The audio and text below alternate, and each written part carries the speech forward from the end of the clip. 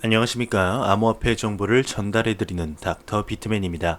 네, 리서치가 이제 비트코인 1만 달러 선 반납 주요 거래소 거래량 급증이라는 내용의 기사가 나왔습니다.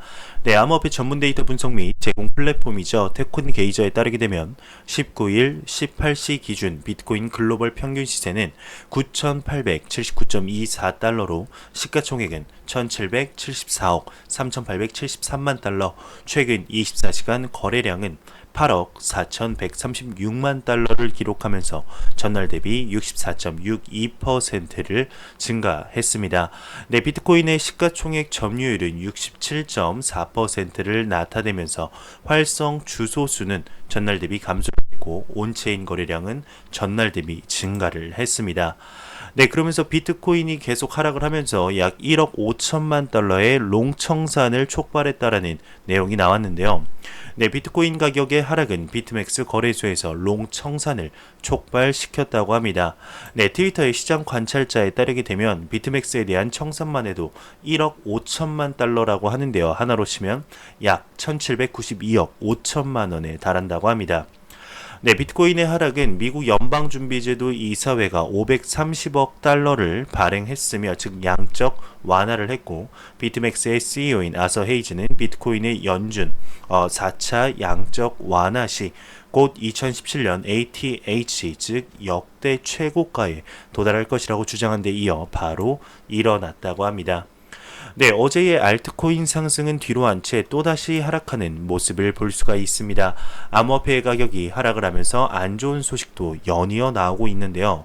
네, 1억 5천만 달러의 청산을 했다는 것은 어마무시한 것이죠. 롱뚝배기를 아주 시원하게 깨고 있는 모습입니다. 네, 참 안타까운 모습인데요. 네, 몇 달 만에 알트코인 상승장이라 많은 분들이 조금 더 상승하는 것을 기대하였으나 기대를 뒤로 한 채 그저 하락하는 모습만 보여주고 있는 상황입니다. 네, 과연 앞으로의 모습은 어떻게 진행이 되게 될까요? 네, 미 SEC의 위원장은 메이저 암호화폐 거래소 더 안전한 것이 아니다 라고 언급을 했습니다. 네, 미국 경제 전문 방송 채널 CNBC에 따르게 되면 최근 제이 클레이튼 미 증권거래위원회 SEC 위원장이 소위 메이저 암호화폐 거래소라고 불리우는 거래소라고 해서 더 안전하다는 뜻이 아니다라고 언급을 하면서 비트코인 거래는 거래소에서 거래되기 전 더 엄격한 규제가 필요하며 규제 여건이 완비될 때까지 투자자들은 신중을 기해야 한다라고 언급을 했습니다. 네, 이와 관련해 그는 메이저 암호화폐 거래소가 나스닥이나 뉴욕 증권 거래소와 같은 엄격한 규제를 전제 조건으로 한다는 생각을 갖고 있다면 오산이다라고까지 덧붙였는데요. 네, 메이저 암호화폐 거래소가 더 안전한 것은 아니다라고 언급을 했는데 네, 마이너 거래소보단 이제 메이저 거래소가 더 안전한 것은 사실이죠. 네, 본인의 서비스를 이용하는 사람들이 많아지면 많아질수록 그만큼 책임감이 배가 되면서 조금의 실수라도 용납하지 않기 위해 노력을 더할 것입니다. 네, 가까이만 봐도 이제 바이낸스만 해도 그러지 않습니까? 네, 비록 몇 달 전에 해킹을 당했지만 다시는 이러한 일을 겪지 않기 위해서 보안에 몇 배의 노력을 더하고 있고 해킹을 당했어도 이러한 상황을 대비해서 따로 자금을 확보해 둔 뒤 100% 돌려주는 모습을 보았었습니다. 네, 이러한 차이들이 이제 메이저와 마이너를 가르는 것이겠죠. 네, 미 SEC 측의 말처럼 더 안전하지는 않다고 쳐도 후속 조치 면에서는 비교가 되지 않는다는 게 개인적인 생각입니다. 아마 제 말에는 많은 분들이 공감하고 계시지 않을까 싶네요. 네, 세계 최대 금강 회사의 COO는 금산업, 암호화폐 산업을 배울 필요가 있다라고 언급을 했습니다. 네, 암호화폐 미디어 크립토 글로브에 따르게 되면 세계 최대 금강 회사인 베릭 골드의 최고 운영 책임자 캐서린 로가 최근 포춘지와의 인터뷰에서 금산업은 투자자 유치를 위해 암호화폐 산업을 배울 필요가 있다라고 전했습니다. 네, 이와 관련해 그는 오늘날 금산업은 인구 통계학적인 이점을 활용하지 못해 위기에 처해 있다면서 인구 통계학적으로 젊은 투자자들이 비트코인 등 암호화폐에 관심이 높아 금에 대한 관심을 끌어올 무언가가 필요하다고 진단을 하면서 한편 그는 암호화폐가 금의 경쟁 상대라고 생각하지는 않는다. 금은 항상 그 가치를 유지하기 때문에 한순간에 제로 가치가 되지는 않을 것을 확신한다. 네, 하지만 암호화폐는 언제든지 제로가 될 수 있다라고 덧붙였습니다. 네, 금산업이 암호화폐 산업에도 배울 것이 있다라는 내용이었습니다. 간단히 정리하면 현재 암호화폐 시장에 있는 많은 기업들이 비트코인과 그 외 알트코인을 알리기 위해서 마케팅에 굉장히 열을 올리고 있는 모습을 보면서 금도 이러한 일을 해야 한다라고는 하는데, 네, 수천 년 동안 안전자산으로 자리매김해온 금이 무슨 마케팅이 따로 필요할까? 네, 생각이 드네요. 네, 정말 쉽게 말씀드리면 일단 우리나라 대학교를 예를 들어보죠. 네, 각 지방의 지방대들은 입학 시즌만 되면 고등학교 그리고 각종 매체들을 통해서 홍보를 하죠. 본인들의 대학교의 취업률이나 기타 복지 등을 이야기하면서 홍보에 열을 올리는 반면 서울대, 고려대, 연세대 소위 스카이라고 불리는 대학교들 이제 광고를 본 적 있으신가요? 네, 광고 본 적 없습니다. 굳이 홍보를 안 해도 사람들이 몰려오기 때문인데요. 네, 지금 비트코인과 금의 격차는 정말 현실적으로 말씀드리면 이 정도다 봐도 무방하지 않을까 싶습니다.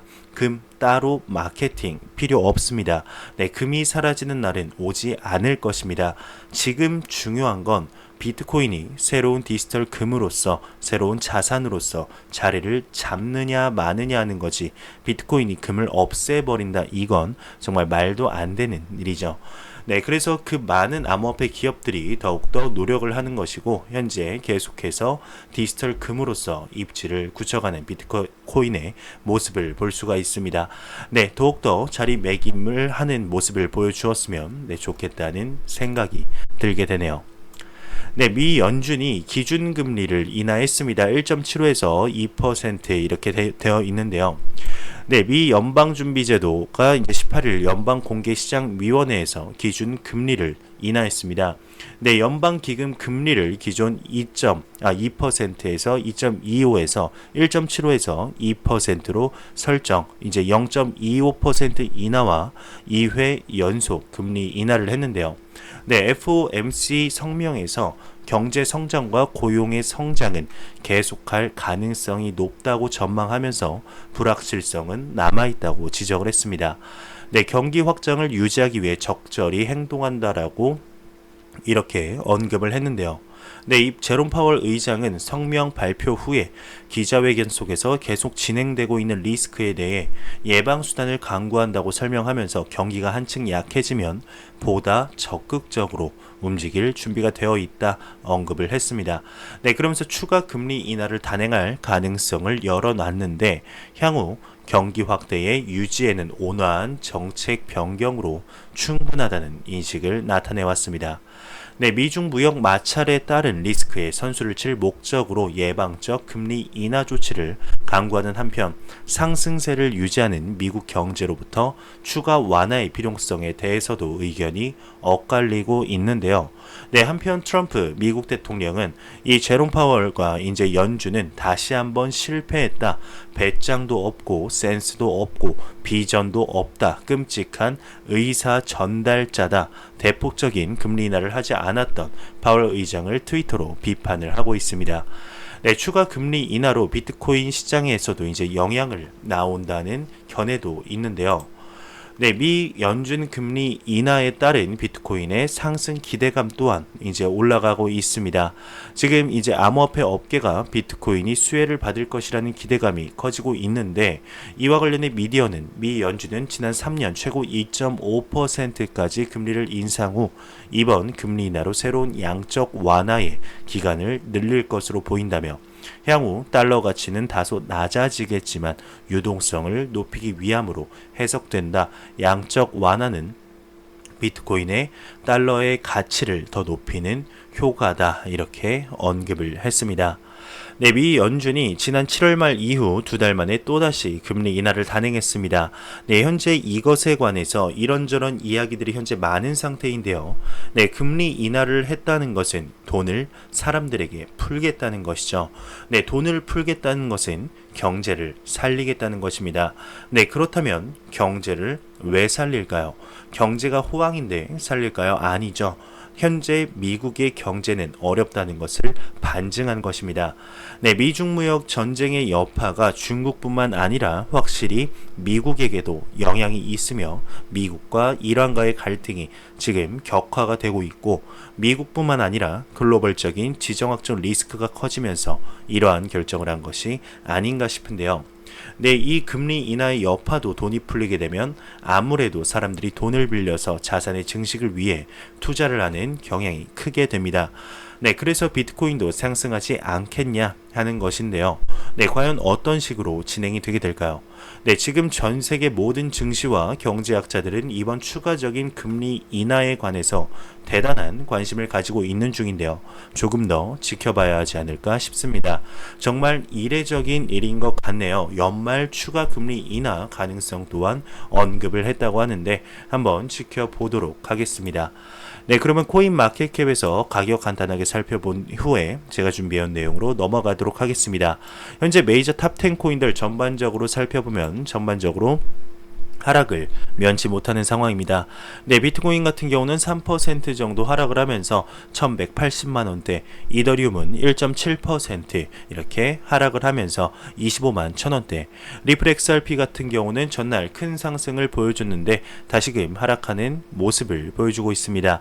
6.7% 하락하면서 349원대. 현재 메이저 탑 10 코인 중에 시가총액 10위의 스텔라만이 8.83% 다시금 상승하면서 99원대를 이렇게 기록하는 모습을 보여주고 있습니다. 네, 비트코인 도미넌스 같은 경우는 이제 어제 대비 소폭 상승한 모습을 보여주고 있는데, 네, 다시금 67.4%, 67%를 돌파한 모습을 보여주고 있네요. 네, 정말 지금이 이제 숨고르기였으면 좋겠습니다. 다시금 알트코인의 대상승장 한 번 더 봤으면 좋겠습니다. 네, 암호화폐 전문 미디어 코인텔레그래프에 따르게 되면 최근 페이팔의 투자 관계 부서 부사장인 가브리엘 라비노비치가 페이스북의 암호화폐 리브라는 자본에 대한 접근권 민주화 프로젝트라면서 네, 리브라의 잠재력을 믿고 있다 밝혔습니다. 네, 그러면서도 그는 리브라 협회 구성원이라는 것은 법적 구속력이 없는 약속이라며 리브라가 흥미로운 아이디어 이상의 무언가가 되기 위해서는 해야 할 일이 아직 많다라고 강조를 했는데요. 네, 앞서 지난 8월 다수 미디어는 페이스북의 암호화폐 프로젝트 리브라의 협회 구성원들 중 적어도 3곳이 규제 리스크와 정치적 압박을 이유로 협회 탈퇴를 고려하고 있다고 보도한 바 있습니다. 네, 페이팔의 페이스북 리브라에 관해서 긍정적인 모습이라는 기사였는데요.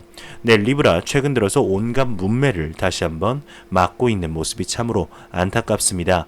네, 리브라 컨소시엄의 몇 군데는 현재 탈퇴까지 고려하고 있는 상황에 독일이나 프랑스는 리브라를 유럽에서 그리고 자국에서 서비스할 생각하지 말라고 단언을 해놓은 상태죠. 네, 리브라 이러한 위기에서도 잘 헤쳐나갈 수 있을까요? 네, 현재 리브라 총괄 데이비드 마커스 같은 경우는 리브라가 국가통화 주권에 위협이 될 것이라는 프랑스 재정경제부 장관의 주장에 대해서 적극적인 대응을 나섰는데요. 네, 과연 어떤 식으로 진행이 되게 될지 지켜봐야 될 것 같습니다. 네, 다음은 바이낸스의 비너스에 관한 소식인데 자료 한번 같이 보도록 하겠습니다. 네, 바이낸스의 CCO가 스테이블코인 비너스 정부 규제하에 발행할 것이다. 반년 이내 신흥국과 제휴를 할 것이다 라고 언급을 했습니다. 네, 암호화폐 거래소 바이낸스의 스테이블코인 비너스가 정부 규제 하에 발행할 것이라고 바이낸스의 최고 준법 감시자 사무엘 림이 최근 행해진 OECD 블록체인 관한 포럼에서 발언을 했습니다. 네, 사무엘 림은 이는 리브라에 대한 대응이거나 리브라에 대한 대안이라고도 할 수 있다. 나는 비너스가 리브라의 가장 강력한 경쟁자라고 생각한다라고 언급을 했는데, 림의 발언에 따르게 되면 비너스는 암호화폐의 뒷받침 자산이나 발행 물량은 각국 정부가 결정할 수 있다고 합니다. 네, 림은 비너스와 리브라와의 차이에 대해 만약 어떤 나라의 정부가 리브라를 선택할 경우 주권 통화에 리스크가 생기지만 우리는 이를 침해하지 않는다는 점에서 분명히 리브라와 다르다라고 언급을 했습니다. 네, 그러면서 마지막으로 현재 비너스 프로젝트에 관해서 신흥국의 규제 당국 중앙은행과 협의 중이라고 이렇게 밝혔으며 향후 3에서 6개월 동안 각국과의 파트너십을 위해 움직일 것이라고 합니다. 네, 최근 화두가 되고 있는 바이낸스의 비너스 프로젝트에 관한 소식이었습니다. 네, 비너스 같은 경우는 이 프로젝트를 최초로 공개했을 때부터 리브라와 똑같은 실수를 반복하지 않겠다 언급을 했었는데요. 네, 이 기사에서 보면 리브라는 아예 주권 통화의 위협이 된다라는 가정하에 언급을 하고 있습니다. 네, 현재 두 코인의 성격이 굉장히 비슷해서 비교가 되고 있는데 과연 어떠한 식으로 진행이 되게 될지 좀 더 지켜봐야 되지 않을까 싶습니다. 네, 매일같이 나오는 리플에 관한 소식입니다. 네, 한 번 더 나와서 이제 한 번 더 가져와 봤는데요. 리플 파트너사 인스타램 캐나다 시장 진출이라는 기사가 나왔습니다. 네, 암호화폐 전문 미디어 비트코인 익스체인지 가이드에 따르게 되면 리플의 파트너사이자 디지털 송금업체 인스타램이 캐나다 시장에 진출을 했다고 합니다. 네, 이로써 60여 개의 지역의 서비스를 제공하게 됐다는데요. 네, 인스타램 공동 설립자이자 CEO인 프라진 나누는 리플 결제 네트워크 리플렛을 활용해서 스위프트보다 더 효율적인 서비스를 제공할 수 있을 것이다 라고 언급을 했습니다. 네, 어제도 나왔는데 오늘 한 번 더 나와서 가져와 봤습니다. 네, 리플의 파트너사인 인스타램의 경우 이미 리플과 끈끈한 파트너십 관계를 유지하면서 사업을 빠르게 확장하고 있는데요. 네, 이번에는 캐나다 송금 시장을 개척하겠다 포부를 밝힌 것이죠. 네, 리플에 관한 소식이 한 가지 더 나왔습니다. 같이 한번 더 보도록 하겠습니다. 네, 미 뱅크 오브 아메리카 즉 보아가 마르코폴로 블록체인 무역 네트워크에 합류했다는 소식입니다. 네, 암호화폐 전문 미디어 코인데스크에 따르게 되면 미국 대형 은행이죠. 뱅크 오브 아메리카가 최근 블록체인 기반 무역 금융 네트워크 마르코폴로에 합류한 것으로 나타났습니다. 네, 이와 관련해 제프 브래디 BOA, 뱅크 오브 아메리카 글로벌 무역 및 공급망 금융 총괄은 마르코폴로 네트워크 합류는 기술 발전을 필요로 하는 고객의 요구를 해결하기 위한 전략적 선택이라고 언급을 했는데, 블록체인과 같은 새로운 기술은 고객에게 보다 투명한 금융 서비스를 제공할 수 있고 기존의 페이퍼워크 등 복잡한 절차를 간소화할 수 있을 것이라고 이렇게 언급을 했습니다. 네, 마르코폴로 블록체인의 경우는 R3의 코르다 세틀먼트 기반의 블록체인입니다. 네, 여기서 코르다 세틀먼트에서 사용하는 첫 번째 암호화폐로 XRP를 사용하기로 했는데 실제 두 건의 실거래가 최초로 이번 연도 3월 말경에 일어났었습니다. 네, 뱅크 오브 아메리카의 경우 이제 자산 기준 미국 2위 은행이죠. 네, 두 달 전인 7월 리플 원장 기반 결제 특허를 공개해서 화제가 되었습니다. 네, 이러한 것들을 종합해 볼 때 뱅크 오브 아메리카가 리플 XRP를 사용할 가능성이 크게 높아지지 않았나 하는 것인데요. 네, 이러한 소식들이 나옴에도 불구하고 가격은 계속해서 하락하는 모습입니다. 네, 참 안타깝죠. 계속해서 나오는 리플의 호재 소식에도 불구하고 하락하는 XRP 모습에 리플 커뮤니티는 리또속 신나는 노래 나도 한번 불러보자 소리가 다시 나오고 있습니다. 네, 참 인내심 끝판왕 코인 XRP가 아닌가 싶은데요. 네, 인내는 쓸고 열매는 달다고 했던가요? 네, 알트코인의 진정한 대상승장이 찾아왔을 때 그 어떠한 코인보다 높게 올라가는 XRP의 모습 기대해 보도록 하겠습니다. 네, 이러한 소식이 나왔습니다. 독일 블록체인 육성 정책 정식 통과했다 하지만 스테이블 코인은 아니다 언급을 했는데, 네, 국가의 블록체인 활용 전략을 담은 초안이 독일 내각을 통과했습니다. 네, 18일 코인데스크 보도에 따르게 되면 독일 정부가 국가 차원의 블록체인 기술 육성 계획을 비준했는데요. 네, 독일은 전략 계획 초안을 통해서 국가의 블록체인 기술 연구 개발 우선순위로 디지털 신원, 증권, 기업 금융을 제시하는 한편 리브라와 같은 스테이블 코인이 법정 화폐를 위협하는 것을 허용하지 않겠다는 입장을 분명히 했습니다. 네, 독일 정부는 업계 자문을 받아서 육성 전략을 수립했는데 이를 위해 올 초부터 158명의 전문가와 기업 대표자들이 총 6,261개에 달하는 답변서를 제출했다고 합니다. 네, 이 블록체인 전략 계획 초안에 따르게 되면 독일은 디지털 신원을 위한 블록체인 활용을 진지하게 고려를 하고 있습니다. 네, 독일 정부는 정확한 시기를 밝히지는 않았고 네, 블록체인 기반 디지털 신원 파일럿을 이제 진행할 계획이라고 합니다. 네, 신원 기록이나 이제 여권, 신분증 등 다양한 기술 활용 사례를 연구하게 될 것이라고 하는데요. 네, 블록체인 산업은 지금 수년 동안 신원 솔루션을 연구해 왔으나 아직까지는 시장 파급력을 보인 솔루션은 없었습니다. 네, 독일 정부는 여러 시스템 간 상호 운영성을 테스트하여서 솔루션들이 적절한 경쟁 가운데 활용되도록 할 계획이라고 합니다. 네, 그러면서 사물 인터넷도 독일 정부의 또 다른 연구 분야라고 합니다. 독일은 자율장치의 디지털 신원과 인증 기술을 연구하기 위한 이런 입찰을 계획하고 있는데요. 네, 전략 초안 같은 경우는 비전문가는 이제 스마트 컨트랙트가 실제 기술적 실행할 수 있는 것을 파악할 수 없다 때문에 스마트 컨트랙트 기술에는 정보 제공의 의무가 따라야 한다라고 설명을 했습니다. 네, 그러면서 정부는 이제 블록체인 응용 솔루션이 서로 연결될 수 있도록 상호 운영성과 오픈 인터페이스를 갖추는데 힘을 쓸 것이라고 전했는데요.